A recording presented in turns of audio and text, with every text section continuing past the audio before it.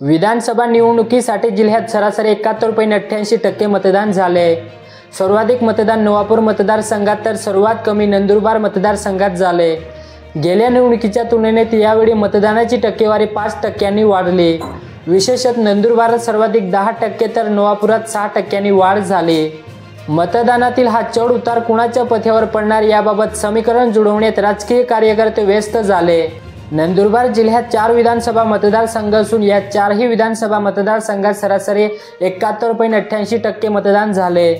त्यात विधानसभा निहाय चित्र पाहिल्यास अक्कलकुवा मतदारसंघात 71.65%, शहादा मतदारसंघात 69.1%, नंदुरबारमध्ये 67.20% तर नवापुरात 81.15% मतदान झाले। गेल्या 2019च्या निवडणुकीच्या तुलनेत मात्र यावर्षी जिल्ह्यात मतदानाची टक्केवारी वाढ झाली।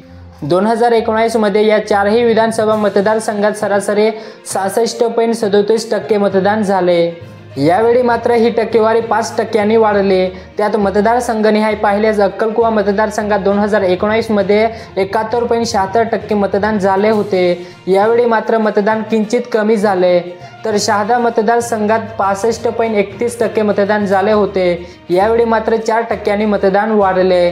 नंदुरबार मतदारसंघात गेल्या वेळी सर्वात कमी म्हणजे 55.28% मतदान झाले होते, तर यावेळी गेल्या निवडणुकीच्या तुलनेत 11% मतदान वाढले। नवापूरमध्ये गेल्या निवडणुकीतही सर्वाधिक म्हणजे 75.37% मतदान झाले। यावेळीही जिल्ह्यात मतदानाच्या टक्केवारीत नवापूर आघाडीवर असून येथे 79.15% मतदान झाले। एकूणच ज्या ठिकाणी मतदानाची टक्केवारी वाढली त्या ठिकाणी वाढीव मतदान कुणाच्या पथ्यावर पडेल याबाबत तर्क लावले जात आहे। तर मतदानाची टक्केवारी जेथे घसरली तेथे कुणाला त्याचे नुकसान होईल त्याचेही समीकरण मांडले जात आहे। गेल्या निवडणुकीच्या तुलनेत यावेळी मात्र सर्वच मतदारसंघातील निवडणुकांचे समीकरण व चुरस वेगळे होते। अक्कलकुवा विधानसभा मतदारसंघात यावेळी चौरंगी लढत होती, मात्र मतदानाची टक्केवारी 5% घसरल्याने येथील समीकरण बांधणे सर्वच पक्षांना अवघड होत आहे।